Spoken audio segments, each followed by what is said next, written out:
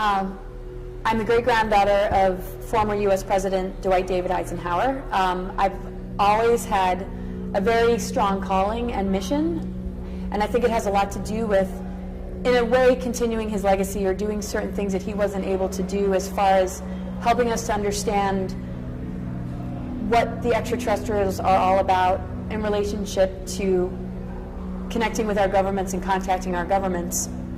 I also have my own unique journey, which is very complementary, that has to do with the balancing of the masculine and feminine on the planet, and helping people to understand a lot of the programmings and conditionings that have been passed down generation to generation that has kept us from being able to access our greater abilities. And along the way, I discovered that there's a connection between the two.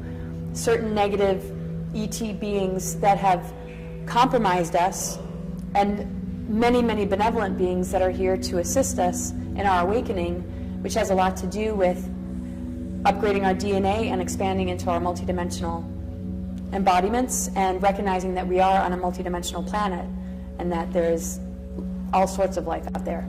Well, this planetary body was seeded with a 13D monadic core. Basically, we used to exist in higher dimensions on Atlantis and Lemuria, and it sort of acted like the right brain and the left brain. Everything was very much in balance, and we had very powerful abilities. We had much more of our DNA turned on, which is now dormant.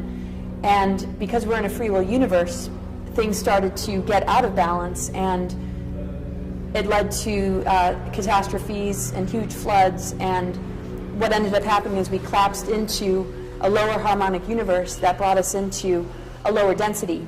And then we as humans,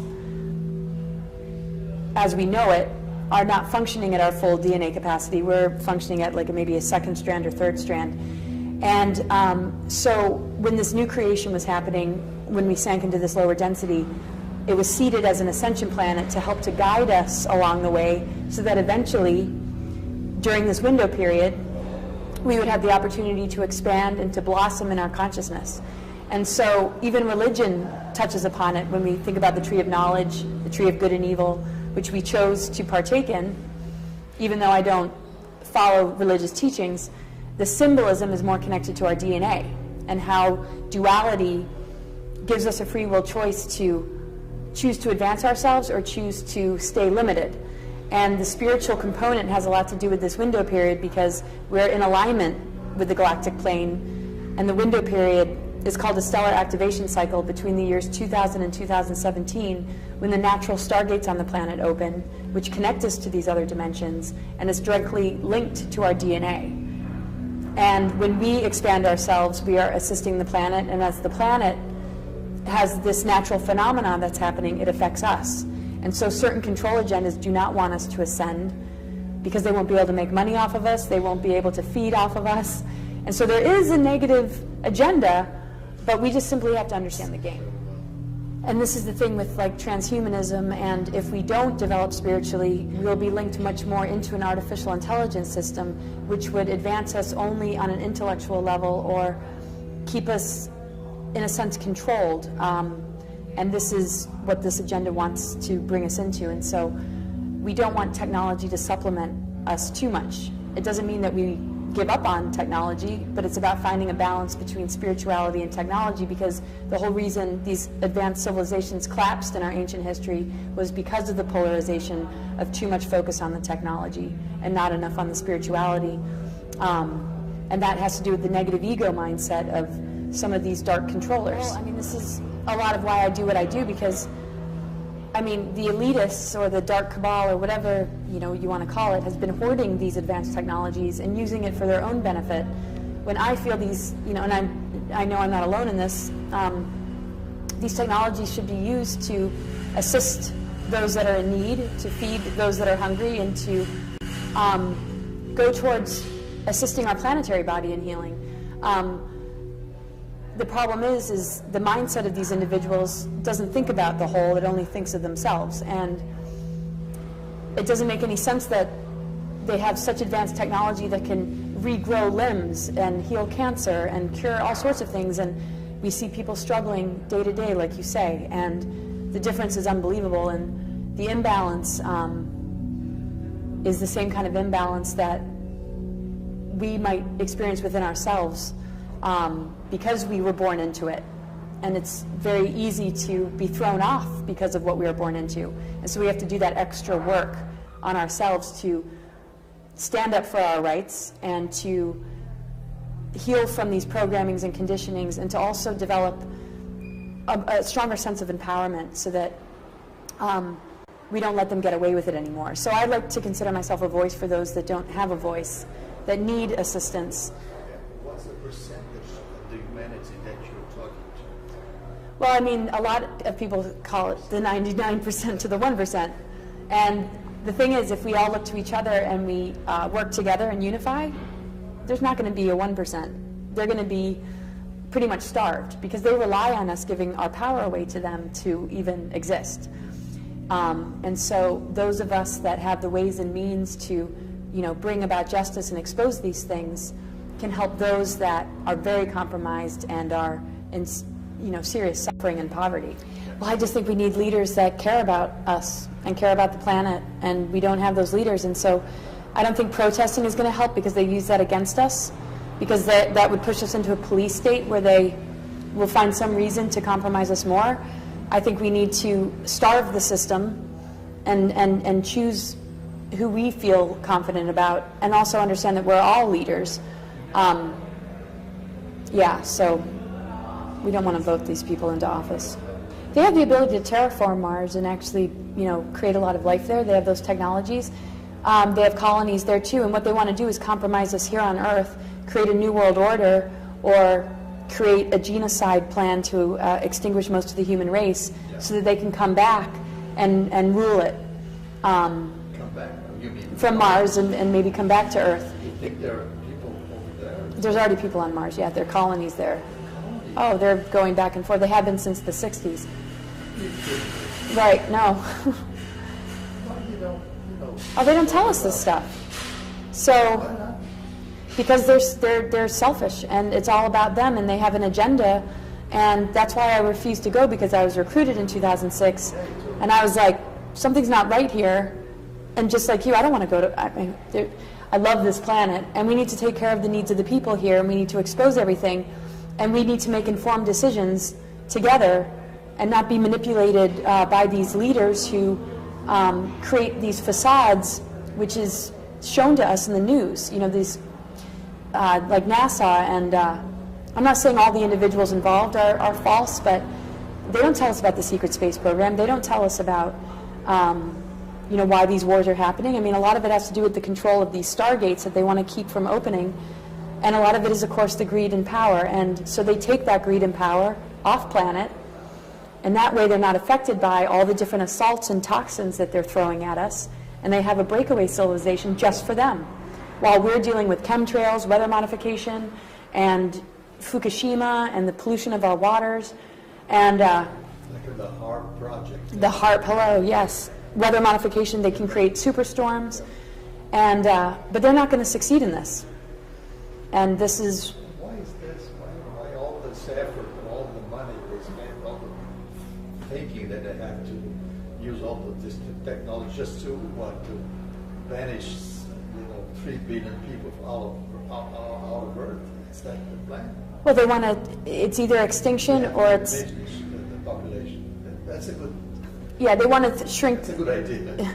Well, I mean, there is a lot of people, but I think nature and just the planetary body, which is an organism with its own consciousness, can create its own balance, because that's, natural disasters can do that, but you can fit the whole world population in the country of New Zealand, and everybody can fit. I mean, there is enough room, but people who are deciding the fate of humanity shouldn't be the ones that are keeping us from the medicine and the cures that we need. It should be more based on nature deciding than humans that are corrupt. And the thing is, we're in a multidimensional cosmos, so we're not all going to be packed into this one Earth. We have the ability to move on to other star systems and other places, and they're trying to stop our potential from even being able to do that. So it's either extinction or it's New World Order. And the reason they're doing this is because the main group responsible for the negative agenda compromised their DNA on purpose. so that they can maintain control. And that's part of, like, in biblical terms, that would be part of Lucifer's rebellion. In exopolitics terms, it would be these lower extraterrestrial races like the Dracos and the beings from Orion who are service to self-orientated. And because they traded in their DNA in order to maintain control, because they didn't want to heal, they can't connect directly to spirit, which means that they rely on us to feed on. And without us, they actually would perish. And so they have advanced technologies to keep them alive, and their life cycle has to do with using our energy to power up those technologies, because our free energy is being used as a weapon against us, but they harvest it and use it for themselves. And so in a way, it's for their survival that they do it to us, but it starts off with that corrupt greed mentality that wants domination and control. That's what got them into the mess. But now they rely on us and these technologies to keep them alive, whereas us as humans, we have direct connection to spirit. That's why we have the potential to ascend. And so we just have to be careful of the traps so that we don't give our free will away to them, and so that we can see the deceptions, because we can only agree to it. They can't take it from us unless we agree to it. And so if people are consciously voting these people into office and allowing themselves to be manipulated, that's where the danger is. But once we wake up, we're free of the programmings, and we can actually handle the assaults and the toxins, because our DNA is advanced enough when we upgrade it to be able to handle all of it. So am I allowed to say that there's a battle in the skies? There has been for a long A time. long time.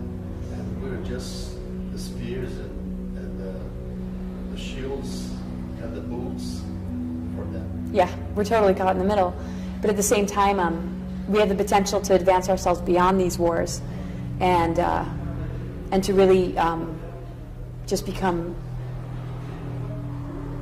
like sovereign and free of it. I mean, they're just pitting us against each other and using us. There's a lot of projects that use individuals. The whole Illuminati and the 13 families, they're not naturally corrupt. I mean, they go through trauma-based mind control to be as corrupt as they are. And it's really difficult. So anybody listening to this for the first time, don't think it's easy for the person who's doing the research, because it's completely insane. But we have to understand that in a free will universe, this is going to happen. I mean, we have our own negative ego, and we can see the destruction it causes in our lives and how it sabotages relationships. So it's no different in the macro world with what these beings have decided to do.